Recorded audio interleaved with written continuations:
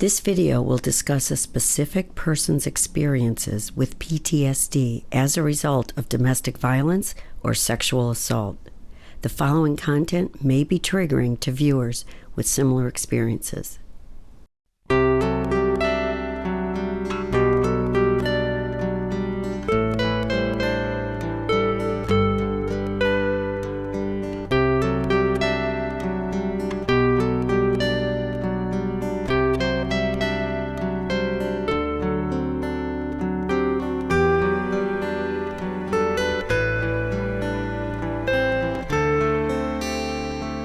Well, I am Sandy, Deida, and I am a domestic violence for the state of Ohio. I am independent, and this is my colleague here and partner. Elenas Rosa. I'm Helena Rosa. I'm also an advocate here in Cuyahoga County, Cleveland, Ohio.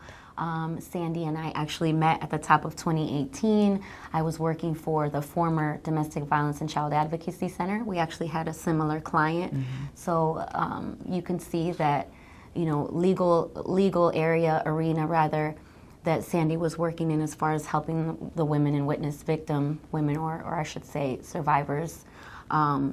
They also crossed my path as well at the shelter, at the domestic violence shelter. So we had similar clients at points. So that's how we met.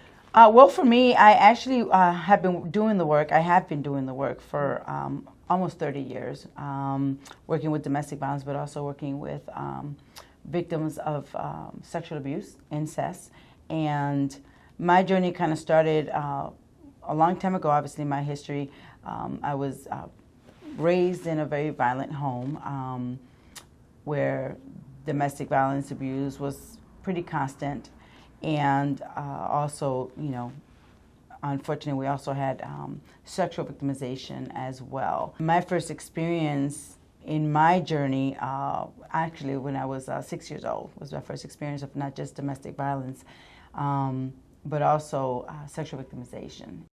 My parents moved a lot. My mom moved a lot. And a lot of times she moved because she was trying to get away from the violence. So my memory of schools are very limited because I don't have that. I don't remember a lot. The only school that I remember was Roosevelt Elementary, and I was in the 8th grade, and that's kind of like the memory that the last memory that I have of schools, because we moved every year, almost every year, we were in different schools. But I was 6 years old, and I remember being in Puerto Rico, and I just remember not really understanding why we were running through the farm, but my mom was running, and she had us running with her. And I remember going to a neighbor's house, my mom going to a neighbor's house, and she was knocking and screaming and just frantic. And all I remember is the neighbor opening the door, my mom talking to the neighbor, and she took us under her wing and she had us hide under a twin-size bed. And my stepfather at that time was running behind my mom because he wanted to kill her and us with a machete. And so that was kind of like my first onset experience remembering domestic violence, and it was also the year that I also remember my first molestation. And so that continued on for a long time. When I describe my growing up in my home, I always refer back to The Burning Bed, because the Farrah Fawcett movie, for those who've seen that movie, it's a very powerful movie. It's a classic movie of DV, but it was also a depiction of my life and our life, unfortunately. And so, I knew very young that I wanted to just, not necessarily just break the cycle of violence, but I wanted to break the cycle of sexual victimization. I remember having conversations with my siblings as we sat, because everyone, unfortunately, was molested by our uncles and older cousins. And so we would sit and talk about what we were going to do differently when we got older. We would say, we're not going to be like them. And I remember that very vividly. And we still talk about that. I'm, in my mid-50s, and my siblings we're all in our 50s, and we have those conversations when we sit down and reminisce sometimes about our childhood and what we can remember. But we certainly remember sitting around and saying, we're going to be different, and we're going to make changes. That's not going to happen, to us, and to our families. And so moving from that, I knew that I wanted to make some changes. I got married young. I'm a mother of 4 children, wonderful children, adult children now, and I'm a grandmother. And for me, it took leaving my family, exiting my family. I left school young. I was 16. I actually got married at 16 and had my mother sign. Not necessarily because I think at that time you're 16, you just think you know what love is. Mm-hmm. You think, yes, that's it forever. Mm-hmm. But it was also because I wanted to be away from that family. Mm-hmm. And that was kind of like my out. But I'd always been in relationships that were also, domestic violence. My children's father was very controlling. Very abusive emotionally. And though I was hit once in that relationship, what followed for 9 years was simply like torture, emotionally and psychologically. I came to Cleveland and I decided that at 19 I was going to go back to school, and that's when my journey began. My healing journey began. I went to high school for about a year here, and I realized, oh boy, I'm kind of old to go back to high school because I couldn't relate to my peers. I was already a mom of 1.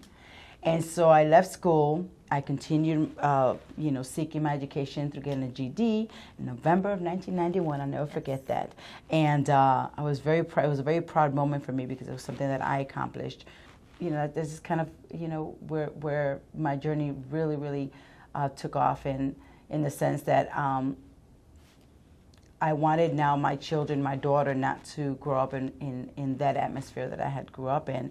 But I still needed that support from her father at that time, and then 3 children later, years later, here I am, with 2 more girls. And I decided that, I'm going to go to college. And so I signed myself up and went to Tri-C, took 2 years of law enforcement, had no idea what I wanted to go into. I just knew that I wanted to go into a field, yes, that I wanted to help. Mm-hmm. And so I remember going, I just felt so proud and so empowered by that, because my children's father was not at all on board, because obviously that would mean that I was moving away from that controlling cycle and was becoming my own person, my own woman. And then I got my first job, and I became just really, really empowered by that, and got divorced and continued as a single parent. And then I said, I want to do more, mm-hmm, because now I was in the process of my healing. And during that process, for me as a Latina woman, going to counseling, that's just not something that you did within our culture. Right. It was taboo to do that. Mm-hmm. It's taboo to talk to anyone. And it's your business at home. Mm-hmm. And so I remember going to my first therapy class, and I remember that the one thing that I had to do before I can move further in my healing journey was that I had to forgive. Back in the 60s, there was no domestic violence help. You were considered a property of your husband, not right, just in Cleveland, but across this country. Mm-hmm. And so in doing that, I learned to forgive and try to be empathetic to that and understand that, so that I would be able to move on in my journey of healing. So that's kind of what got me started with domestic violence, and knowing that I wanted to do more. So I became an advocate. Elena, would you tell us your story? Yes, absolutely. My name is Elenas Rosa, and I've been an advocate for quite some time. I want to say a little less than a decade. I originally began this journey as a child. At 4 years old, I'm a survivor of sexual abuse and physical abuse, verbal abuse, mental abuse, any kind of abuse you can think of. I've suffered that from the age of 4 years old until I was 11. So that's difficult. I've never even divulged that on a public platform to anyone. So I really just want to discuss how that affected me and what brought me into the field of domestic violence, working as an advocate to support survivors. When I was 17 years old, my mother did not know about my abuse. It was a family member that was very close to us. Mm-hmm. I also can mirror what Sandy said, because I had those same feelings. And up until recently, I still have those same feelings. But, it's just like I say, it's a journey, and it doesn't happen overnight, and sometimes it doesn't happen in 20 years, you know. Yeah. But I feel like now I'm at that tail end of my journey that forgiveness is very important. Yes. I look back as similar, the same thing, the cultural aspects that Sandy went through, I also went through. So it's my job to break that generational curse at this point. Those generational chains that are attached to me, and hopefully I'm cutting them off right now, you know. That was when I was younger. I got older and I sought out therapy. I sought out actually medication and things of that nature to really just assist me on my journey. And it's not for everyone. However, it worked for me. I still have emotions and I still feel sad and I still get triggered at times, you know, throughout life. But I'm still working on those steps to heal. And I don't think I'm ever going to be 100% healed, but the healing journey begins with just admitting that something happened to you.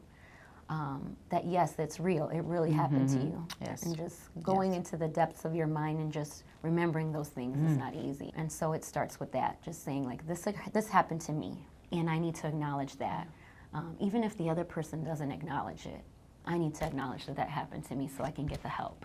You know, because as much as you push it down, it tends to rear its ugly head at times in your life, even when you're having the best of times in your life. Even when you're getting married on your wedding day, and sometimes, you know, unfortunately that it can pop up, you know. This is an ongoing journey for me, and I can say, you know, for her as well, and those that we share this bond of trauma, if you can even call it that. But the trauma, it really is, it's what's brought us together. But it's the healing of that trauma, which is amazing. I can't tell you exactly what triggered it in me. I mean, I know that I've become very empathetic towards people and just wanting to help individuals. You know, part of my journey, I worked at the shelter as a young single mom, working second shift. It was amazing because I handled a hotline and I took care of a shelter where I had to bring women in with their children. And, you know, during that process, even though now at that point I was already now on my journey that advocacy was it. That's what I wanted to do. I wanted to help other individuals, and not necessarily just women, because in my career, I have also dealt with same-sex domestic violence, and so it was about helping individuals that were in that cycle. But it's became my passion to continue breaking that cycle.